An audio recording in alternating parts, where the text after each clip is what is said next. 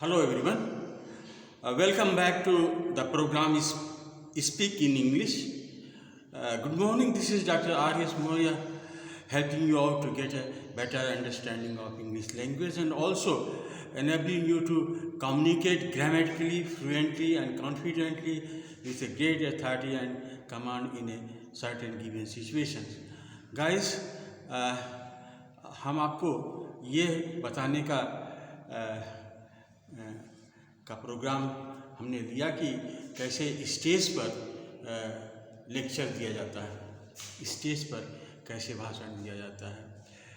तो मैंने इस क्रम में बहुत सारी चीज़ें बताई और जो चीज़ें मैंने नहीं बताई है वो अभी याद है, उसको एक कोई चीज़ छूटेगी नहीं। इस बीच मैंने समझा कि कुछ अच्छे लोगों का स्पीच हम आपको वीडियो में बनाए, जैसे कि हमने डॉक्टर APJ अब्दुल कलाम का बनाया था और इसके पहले हमने बनाया था कैसे पॉलिटिक्स और ये प्रेयर एंड पॉलिटिक्स, और आज हम आपको अम्बेडकर साहब का भी बनाया था। आज मैं आपको पंडित जवाहरलाल नेहरू के बारे में बताने जा रहा हूँ और ये सब बहुत ही इम्पोर्टेंट लोग हैं। बिना इन लोगों के जाने, अच्छा इन लोगों का जानना ही आपको एक ऐसी ताकत देगी कि आप खुद बोलने लगोगे। Knowing all this personalities of India, ये क्या समझते हो? ये ताकत है, दे आर द फोर्स, और जो आपको अपने आप बोलने के लिए कहेंगे। कहीं भी आप स्टेज पर जाएं और आपको बोलने की ख्वाहिश होगी, आप सक्सेसफुली बोलेंगे। अगर आप नेहरू को पढ़ा है, आप अम्बेडकर को पढ़ा है, आप डॉक्टर कलाम को पढ़ा है, ऐसे पर्सनालिटी को, नेहरू जी को पढ़ा है, तो आप बहुत सारी चीज़ें जान सकते हो। ऐसे ही आपके भारत रत्न हैं, ये इनको न जानना एक बहुत बड़ा अपराध किस्म का है। इसलिए क्योंकि अगर हम अपने देश को जानना है तो नेहरू के बारे में जानना ही होगा, गांधी के बारे में जानना ही होगा। तो हम सारी चीज़ें तो उनके बारे में नहीं जान सके। रेफरेंशियल जो एक कंटेक्चुअल है कि हम उनकी स्पीच के बारे में जानें, तो इसीलिए हमने इस प्रोग्राम को रखा है और ये कंटिन्यू कर रहे हैं। लेकिन बीच बीच में हम ब्रेक भी करेंगे, अगर आपको अच्छा नहीं लगता है तो I could break off with. तो आज हम देखेंगे पंडित जवाहरलाल नेहरू के बारे में। तो पंडित जवाहरलाल नेहरू को सब लोग जानते हो कि he is the first prime minister of Republic of India, और ये बिल्कुल बहुत दिन तक थे। और he is the maker of maker of Indian modern India, आप कह सकते हो, मेकर ऑफ मॉडर्न इंडिया। तो this man Pandit Jawaharlal Nehru is the man who from the right beginning to the end was on the stage।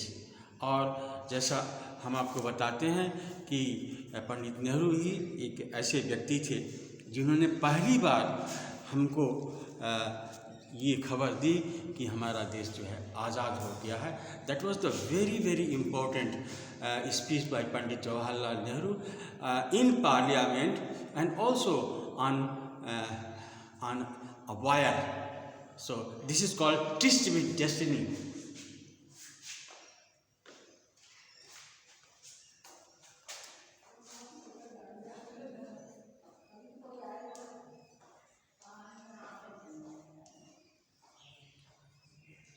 Tryst with Destiny। बहुत दिन से हम लोग लड़ाई लड़ रहे थे, आज़ादी की लड़ाई लड़ रहे थे, और एक हम लोगों का एक मिलने का, आज़ादी से मिलने का एक हम लोगों ने एक ये छेड़ रखा था कि किसी न किसी दिन ये आज़ादी तो मिलेगी ही। और इस जो खुशी में पंडित नेहरू ने 12 बजे रात को जो भाषण दिया वो बहुत ही इम्पोर्टेंट भाषण था। बहुत दिन तक, कई सालों तक लोग उसको याद करते रहे। Tryst with Destiny। Long years ago we made a tryst with destiny, and now the time comes when we shall redeem our place now not wholly are in full measure, but in substance, but in very substantially. So this is the speech given by Pandit Nehru. Tryst with destiny. Long ago, we made a tryst with destiny, and now the time comes when we shall redeem our place, not wholly or in a full measure, but very substantially. और at the stroke of midnight, ये भी line बहुत famous हुआ कि at the stroke of midnight, at the stroke of midnight hour, when the world sleeps, India will awake for freedom. तो this was a lecture given by Pandit Jawaharlal Nehru. तो एक चीज़ बता दें कि Pandit Nehru was son of Motilal Nehru. Once he was treasurer of Indian National Congress, and he was the very rich person, born spoon, silver spoon in his mouth. इसको कहा जाता है कि चांदी का सोने का चम्मच जिसके मुंह में होता है. तो इनके बारे में बहुत कहानी प्रसिद्ध है. ये इन्हें बहुत दिन तक ये राजनीति में नहीं थे. जब राजनीति में आए तो ये बहुत इंडिया का राजनीति जो है it took a great turn. Pandit Jawaharlal Nehru के कपड़े जो है पेरिस में धुलने के लिए हवाई जहाज़ से जाते थे. हम लोगों ने सुन रखा था, हमारे पिताजी लोग करते थे. पंडित नेहरू तो उस तरह की पर्सनालिटी थी. And his study was a matter of life style in London. बहुत किस तरह के ये लाइफ स्टाइल था जो अपने ढंग का अजूबा था. तो इस पर हम डिस्कशन नहीं करने जा रहे हैं, लेकिन ये बताने जा रहे हैं कि Pandit Jawaharlal Nehru was the first person who in his speech just conveyed the entire world that India has awakened to freedom. तो ये पहला था. दूसरा है कि पंडित जवाहरलाल नेहरू जो है वो ग्रेजुएट, उसको कहा जाता है टिपोस. पंडित जवाहरलाल नेहरू वाज टिपोस. कैम्ब्रिज में जब बीए की डिग्री दी जाती है तो उसको बोलते हैं टिपोस. और ये टिपोस में 3 सब्जेक्ट हुआ करते थे उस समय. एक तो जियोलॉजी पंडित नेहरू जी का था, जियोलॉजी हुआ करता था, और फिर केमिस्ट्री हुआ करता था, और बॉटनी. ये 3 चीज़ से पंडित नेहरू ग्रेजुएशन थी, बॉटनी. और ये तीनों सब्जेक्ट का इनके पर्सनालिटी पर बहुत प्रभाव पड़ता है. आप देखोगे जब ये अपने बेटी को पढ़ा रहे होते हैं लिख करके लेटर में, तो पता चलता है कि ये जियोलॉजी में इनको अच्छा नॉलेज है, केमिस्ट्री में भी अच्छा नॉलेज है, बॉटनी के तो इन्होंने एमएससी किया था. तो ये कैम्ब्रिज से टिपोस थे पहले. और he wrote books also. Books में कौन सी बुक्स है? Glimpses of world history, glimpses of world history, ये किताब का नाम है नेहरू के.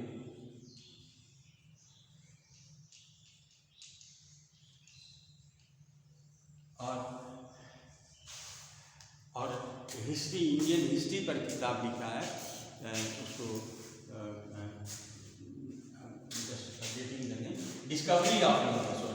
डिस्कवरी ऑफ इंडिया भी पंडित नेहरू ने लिखा.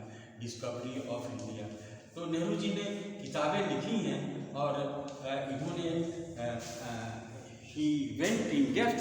कहीं कहीं तो बहुत इन डेप्थ में जाते हैं पंडित नेहरू. जैसे डिस्कवरी ऑफ इंडिया में he just goes on writing history, but suddenly he stops. He says, what is India? Where is India? To whom we call India? Where is Banta? I don't understand. Is India a place? Is India a geographical entity? What is India then? Then he came to know, no, India is not place. It is a collective consciousness of thousands and thousands of people living in India in spite of, irrespective of their religion, caste and creed. तो that is called Bharat माता, उनको भारत माता कहते हैं. तो he used to go in depth in discovery of India. He used to go in depth and be himself of. तो पंडित नेहरू का एक अपना अलग अंडरस्टैंडिंग था सारी चीज़ों को समझने के लिए. अब हम थोड़ा सा मूव करते हैं. पंडित जवाहरलाल नेहरू को कौन चीज़ें और पसंद आती थी? पंडित जवाहरलाल नेहरू को रॉबर्ट फ्रॉस्ट, एक अमेरिकन पोएट है, उसमें बहुत फेमस हुआ करता था. ये पंडित नेहरू रॉबर्ट फ्रॉस्ट की वो 4 लाइन की कविता जो है वो जब तक प्रधानमंत्री थे अपने टेबल पर रखते थे हर जगह. तो वो लाइन क्या है ये देखिए. रॉबर्ट फ्रॉस्ट अमेरिकन पोएट है, वो लिखता है, the world the woods are lonely, dark and deep, but I have promises to keep. But I have promises to keep. Miles to go before I sleep. Miles to go before I sleep. तो ये 4 line है. Miles to go before I sleep, miles to go before I sleep. ये these lines were very dear to Pandit Nehru. These lines of Robert Frost were very very dear to Pandit Nehru, the Prime Minister of India.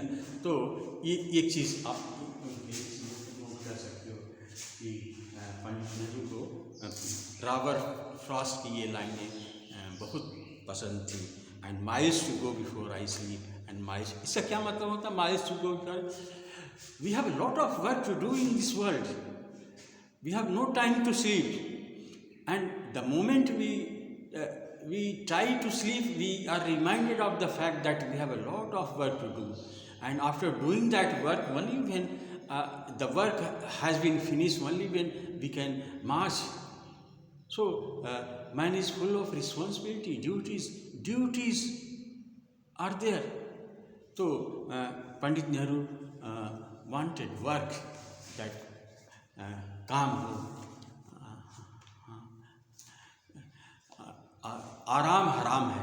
Pandit Nehru ji का नारा है, आराम हराम है. आराम हराम है. देखिए याद आ गया, आराम हराम है. हम लोगों के समय में ये जनरल नॉलेज में पूछा जाता था, ये किसने कहा आराम हराम है? तो पंडित नेहरू ने कहा कि आराम हराम है. उस समय भारत आज़ाद हुआ था और we wanted that we should work hard to bring out a new India. तो इसलिए, और पंडित जवाहरलाल नेहरू ने एक भाषण दिया था, opportunity for youth. Opportunity for youth का मतलब होता है कि नौजवानों के लिए अवसर. And Pandit Nehru experience to whom this opportunity is to be given, yeah, who can avail this opportunity. So in answer he says, our youth can avail this opportunity, who wants to do something, who is integrated, whose thoughts and action are connected, and who is an integrated personality, they can do the work. And Pandit Nehru says so many things, that India is coming up, and with a lot of factories, with a lot of scientists, with a lot of teachers, with a lot of office bearers, so many people are required.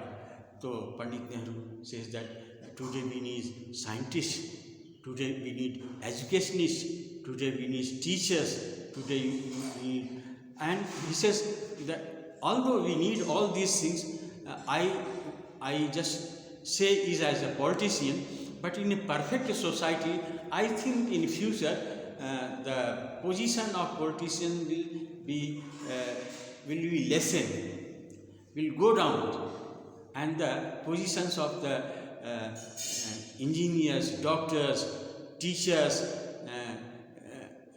great people who serve the country, their position will go up. तो पंडित नेहरू ने ऐसा कहा था, लेकिन ऐसा नहीं हुआ. आज भी राजनीतिज्ञ जो है वो आगे हैं और बाकी सब पीछे हैं।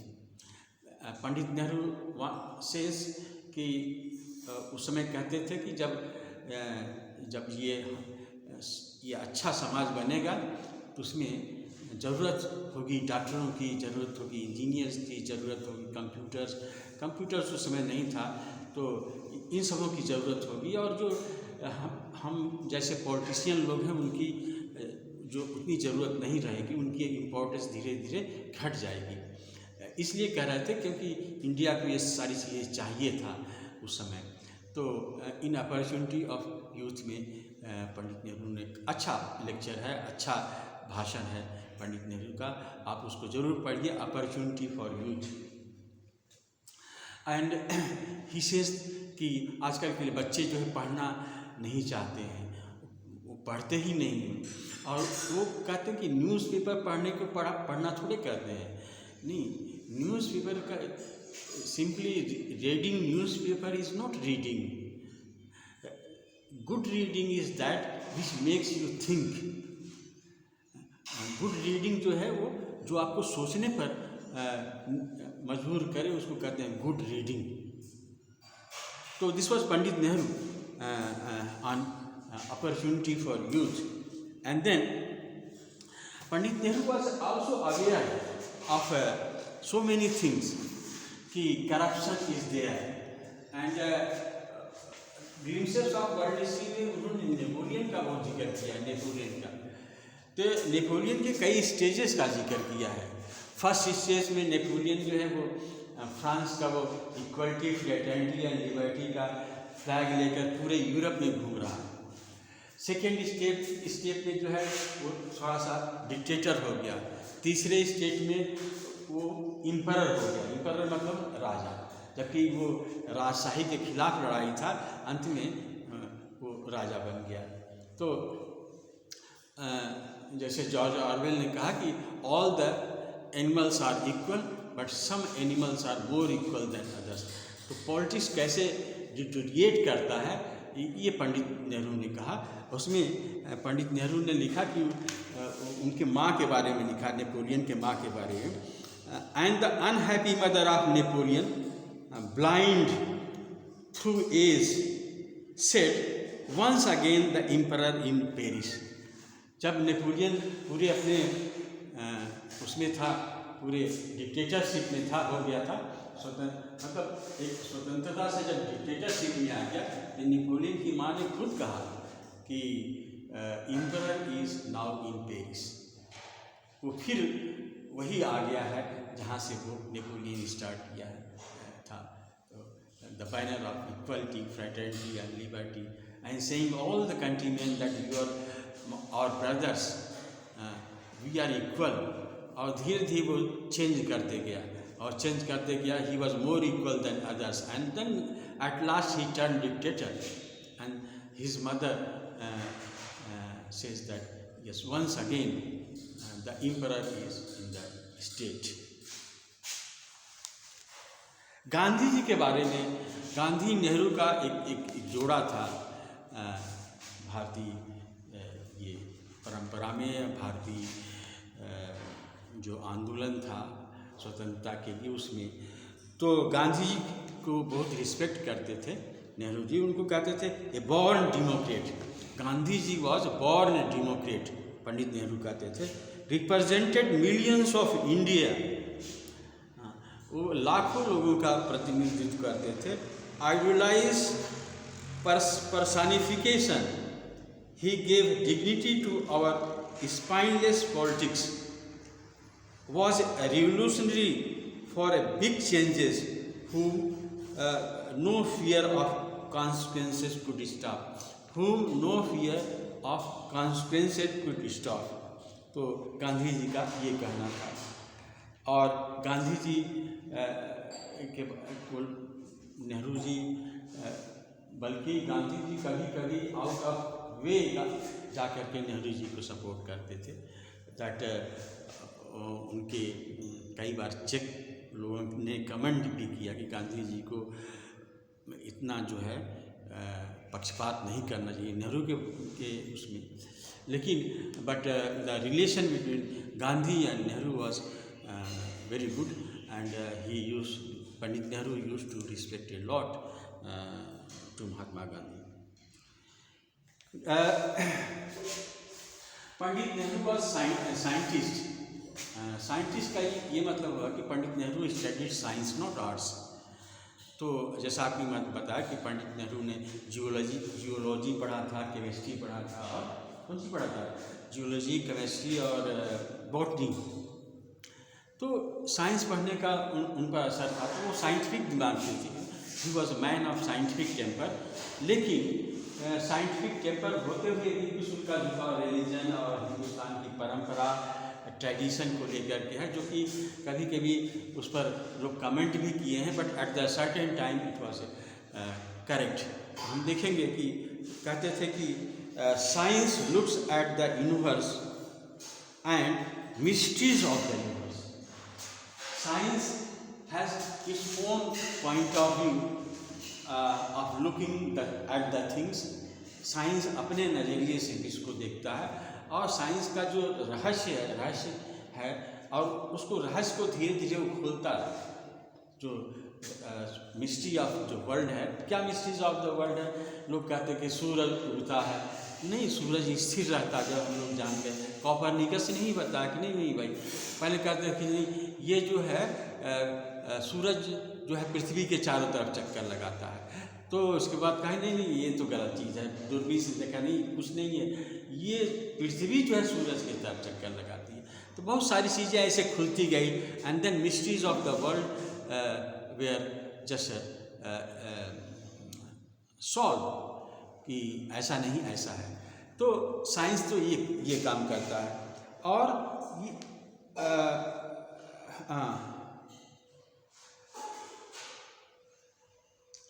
and tries to fathom them in the spirit of humanity. It raises that the truth is too big to be grasped. जो सच है वो साइंस बताता है कि जो सच है इतना बड़ा है कि इसको लोग पूरी तरह से समझ नहीं पाते.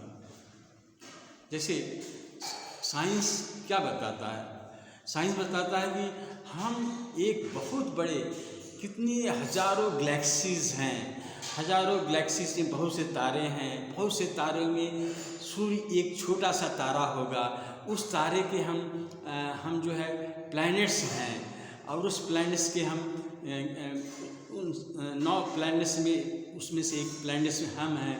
और इस प्लैनेट्स में जो है कितनी कई हजार स्पेसीज हैं. उसमें से एक हम ह्यूमन होमोसेपियंस हैं. उस कई हजार होमोसेपियंस में एक होमोसेपियंस.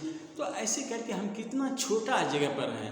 अपने लिटिलनेस का हमको आभास नहीं होता, खाली हम गौरवान्वित होते हैं अपनी पीठ ठपठपा करके कि हम बहुत बड़ा आदमी हैं. ये बहुत चीज़ सच है. सच तो यह है कि हम अपने, तो साइंस को जब आप समझेंगे तो साइंस को लगता है कि साइंस को पकड़ना, साइंस को पकड़ना जो है बहुत मुश्किल काम है आदमी के. पूरा सच जानना आदमी के लिए बहुत मुश्किल है. पंडित नेहरू ऐसा कहते हैं. बात भी सही है. एंड देन अब द मेटाफर. अच्छा, एक और चीज़ पंडित नेहरू के बारे में बता जो बहुत फेमस हुआ, वो ये हुआ कि a letter of father to his daughter. ये किताब जो है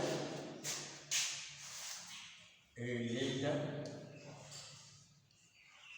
ऑफ ए फादर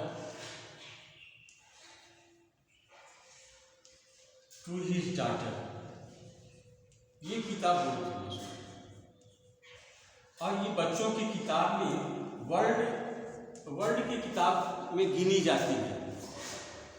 जो चिल्ड्रंस बुक हैं उनमें से ये इसको कितनी बार प्राइज ही मिला है.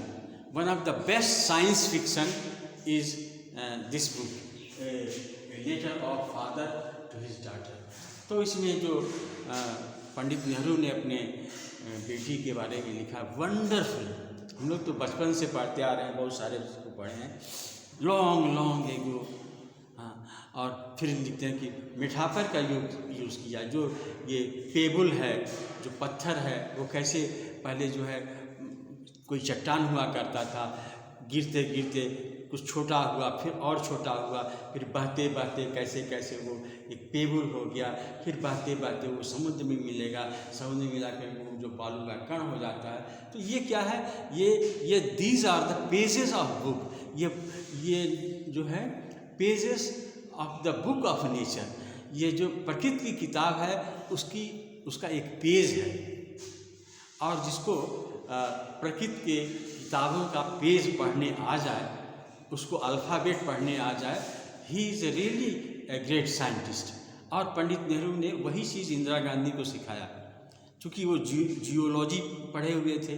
तो कैसे पृथ्वी आग के गोले के समान थी, धीरे धीरे ठंडी होने लगी, फिर उसको कई साल लगे, फिर फैलती सिकुड़ती, फिर फैलने सिकुड़ने से पत्थर बने टूटे, फिर आंधी तूफान आया, कैसे how the earth was form. So the entire story Pandit Jawaharlal Nehru has narrated through a story, और वो बच्चों के लिए लिखी गई है। That special attention has been given to vocabulary. Vocabulary is the vocabulary of a child, not over 12 years, below 12 years vocabulary. So that makes it a very grand book. और इसको साइंस फिक्शन में, ये world के child literature में इस किताब का नाम है। And Pandit Nehru used to be very not only a very good father, but a kind but a very intelligent tutor to his own daughter. So this was Pandit Jawaharlal Nehru. Again एक point और मैं बताना चाह रहा हूँ कि वो उनका टेस्टामेंट, जो टेस्टामेंट लिखे हैं पंडित। टेस्टामेंट क्या होता है गाइस? टेस्टामेंट होता है मरने के पहले अपनी वसीयत जो लिखता है। तो पंडित नेहरू ने वसीयत लिखी, और उसमें लिखे कि जब बाई दी वे अगर उनकी मृत्यु हो जाए तो उनके शरीर को क्या करना है। That is wonderful piece of writing. और जिसमें वो बताते हैं कि वो कि my ashes should be kept and it should be taken up and scattered by helicopter, and the ashes should be spread everywhere in India where the peasants work, जहाँ पर farmers work, so that I may mingle with my motherland. तो जहाँ से मैं पैदा हूँ वहाँ से मैं फिर वहाँ मिल जाऊँ। That is a very mystic approach and very mystic feeling that Pandit Nehru gave as a patriot, as a national leader of the country. सो वो ही बहुत अच्छा है। तो आप ज़रूर पढ़ें पंडित नेहरू को। व्हेनेवर यू गेट बुक्स, चाहे आप उसको डिस्कवरी ऑफ इंडिया हो, या ग्लिम्पसेस ऑफ वर्ल्ड हिस्ट्री हो, या ये लेटर्स हो जो इंदिरा गांधी को जो नैनी जेल से लिखा करते थे, ये सारी चीज़ें आपको मिले तो आप पढ़ें। And this will help you to grow. आपको बढ़ने, सोचने समझने में ये मदद करेगी, इसलिए पढ़ाया जाता है। तो ये क्लासिक से है ये सारी चीज़ें। तो हमने इन सारी चीज़ों को आपको बताया।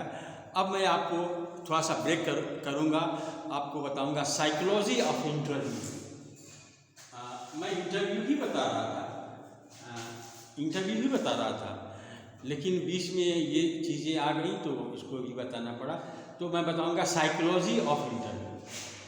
ये भी बहुत इम्पोर्टेंट जो है वो लेक्चर होने वाला है, साइकोलॉजी ऑफ इंटरव्यू। इंटरव्यू का मनोविज्ञान कैसा होता है, क्या होता है। तो that's all for today guys, thank you very much.